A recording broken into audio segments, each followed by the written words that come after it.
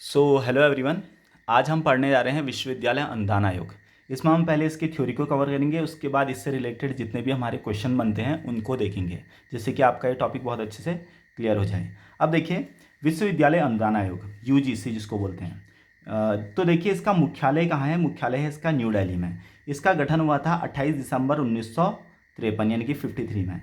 1956 में संसद में पारित विशेष विधेयक द्वारा यह एक वैधानिक निकाय बन गया था। वैधानिक निकाय यानी कि जो हमारे संसद में, यानी कि जो हमारा कॉन्स्टिट्यूशन होता है यानी कि संविधान होता है, उसमें अगर जिसके बारे में चर्चा होती है उसको बोलते हैं एक वैधानिक निकाय।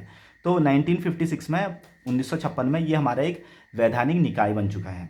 उसके बाद देखिए इसके कुछ क्षेत्रीय कार्यालय हैं इंडिया में। तो जैसे कि इसका है पुणे, भोपाल, कोलकाता, हैदराबाद, गुवाहाटी और बेंगलुरु, ये इसके कुछ हैं क्षेत्रीय कार्यालय।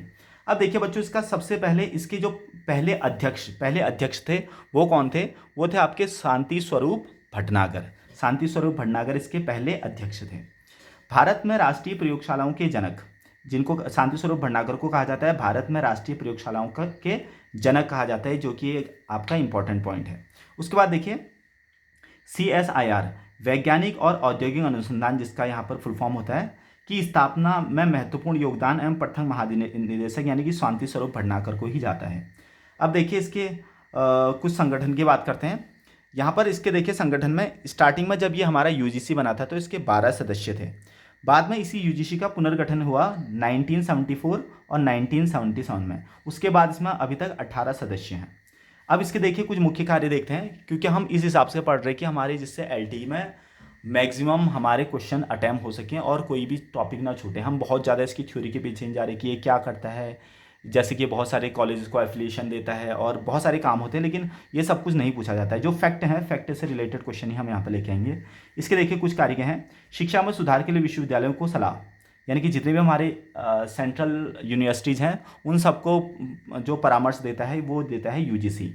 अपने कोष से धनराशि भी वितरण करता है। नवीन विश्वविद्यालय की स्थापना के संबंध में राय देता है, यानी कि अगर कहीं नई यूनिवर्सिटी बनानी है तो वहाँ पर भी ये अपनी राय देता है। विशेष संस्था के रूप में परामर्श, अगर कोई आपको विशेष संस्था खोलनी है तो उसके लिए भी ये परामर्श देता है यूजीसी। अब देखिए उसके बाद देखते हैं स्टूडेंट, यहाँ पर इससे रिलेटेड कुछ क्वेश्चन लेके आते हैं, क्योंकि अल्टीमेटली हमने क्वेश्चन को ही यहाँ पर कवर करना है। राष्ट्रीय मूल्यांकन एवं प्रत्यानयन परिषद, यानी कि जिसको NAAC बोलते हैं, इसकी स्थापना 1994 में किसके द्वारा की गई? तो ये की गई थी यूजीसी के बारे में। फिर से देखिए NAAC की स्थापना किसने की? तो ये क्वेश्चन आ जाएगा आपका, जिसका आंसर होगा यूजीसी।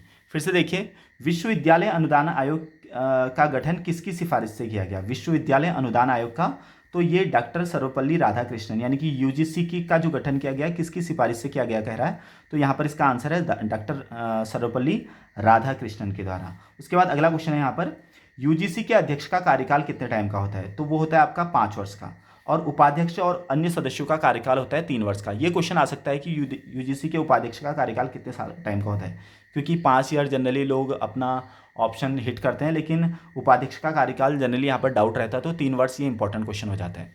उसके बाद देखिए बच्चों, यूजीसी के सदस्य किस क्षेत्र से जुड़े रहते हैं, यानी कि जो भी यूजीसी में जो सदस्य चुने जाते हैं वो कौन कौन से क्षेत्र से होते हैं, ये भी एक इंपॉर्टेंट क्वेश्चन है। तो कृषि यानी कि एग्रीकल्चर, उद्योग, कानून एवं स्वास्थ्य, ठीक है, कृषि, उद्योग, कानून और स्वास्थ्य से ही रिलेटेड होते हैं, उन्हीं को ही यूजीसी का सदस्य चुना जाता है। उसके बाद देखते हैं यूजीसी का सुझाव किसके द्वारा दिया गया? तो विश्वविद्यालय शिक्षा आयोग 1948 के द्वारा गया। विश्वविद्यालय शिक्षा आयोग आया था हमारा एक आज़ादी के तुरंत बाद, तो उसके द्वारा दिया गया था इसका सुझाव 1948 में।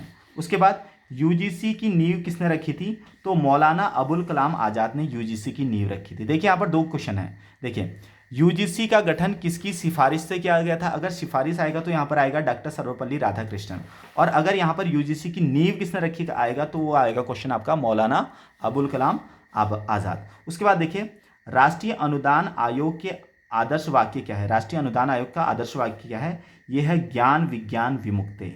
राष्ट्रीय अनुदान आयोग है, ठीक है, ज्ञान विज्ञान विमुक्ते, ये इसका एक आदर्श वाक्य है, जो कि आपका बहुत इंपॉर्टेंट क्वेश्चन है। उसके बाद देखिए 1945 में किन 3 विश्वविद्यालयों की देखरेख में यूजीसी का गठन किया गया था?